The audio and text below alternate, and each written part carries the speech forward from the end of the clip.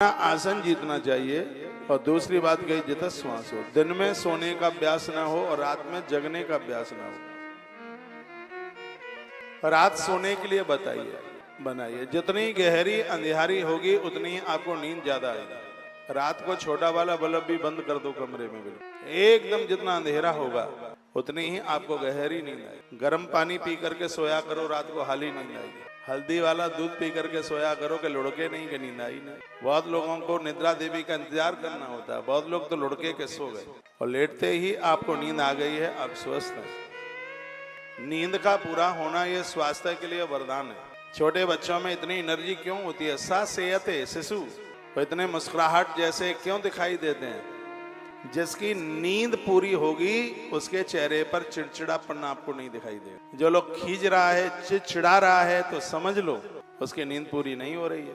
लेकिन दिन की नींद उतना ही नुकसान है जितना बिना समय के सब्जी और फल जितने नुकसानदायक है। लोग अपने आप को बड़ा मानते हैं। बिना मौसम के फल सब्जियां स्वास्थ्य के लिए बिल्कुल ठीक नहीं है। एक मटर आती है सफला, डायबिटीज को ऐसे बढ़ाती है, ऐसे रसगुल्ला भी नहीं बढ़ाएगा, क्योंकि ये मटर बिना फसल की है। सुन लो ठीक से, सफल मटर बोलते हैं उसे, और आप खूब चाव के साथ खाते हैं। मटर वही फायदेमंद है जिसको छिलके में से तत्काल निकाला और सब्जी बनाई गई है। आजकल दालें भी आती हैं। मूंग की दाल दिवाली को कटती है, वही ज्यादा बढ़िया है, लेकिन ये मई जून में भी आ जाती है मूंग की दाल।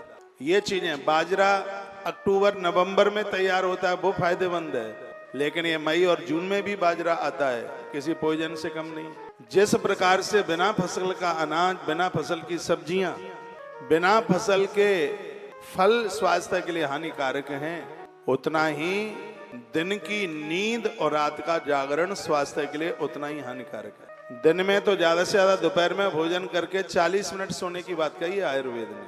40 मिनट, 40 मिनट बस, बिफोर 1 आवर, 1 घंटे से पहले। वो दोपहर में जब आप भोजन करते हैं थोड़ा प्रमाद आता है, उस समय विश्राम की जरूरत है। मैं युवा भाइयों को कहना चाहूंगा कि इस समय में माता पिता को फ्री कीजिए। दुकान पर मत बैठाइए उन्हें, फैक्ट्री में इस टाइम पर मत बैठाइए। ये थोड़ा विश्राम का समय, उन्हें 1 आध घंटे का यह विश्राम यह मिल जाए। इससे ज्यादा दिन में सोना बहुत हानिकारक है, रात को जागना बहुत ज्यादा हानिकारक है। अभ्यास कीजिए 10 बजे तक सो ही जाए।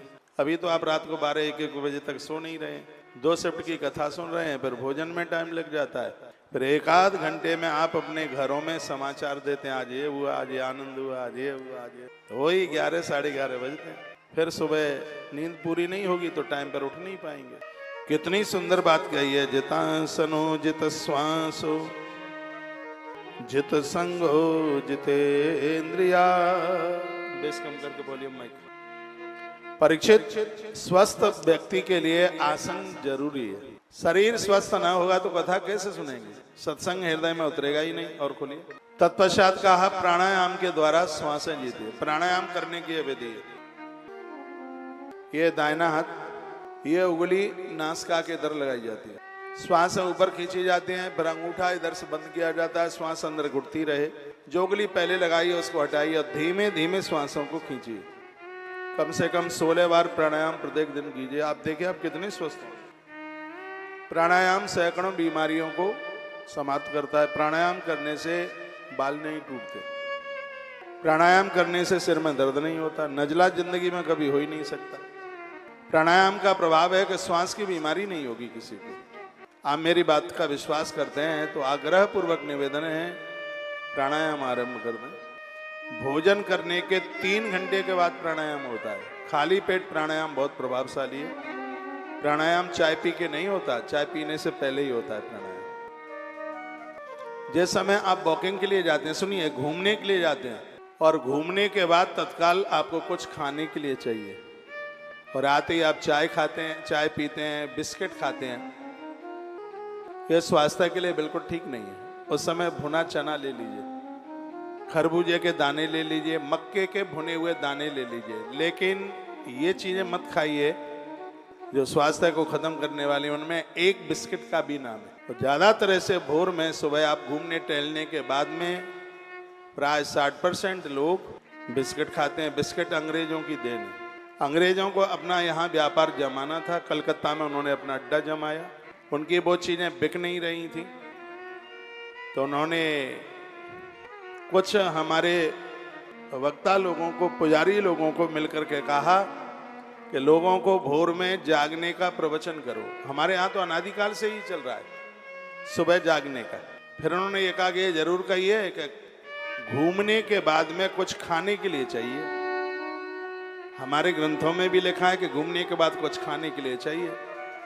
तो आप विचार किया कि भोर की टी बहुत फायदा करती है, चाय फायदा करती है, सुबह की नमकीन, सुबह के बिस्किट, क्योंकि उनको अपना व्यापार बढ़ाना था।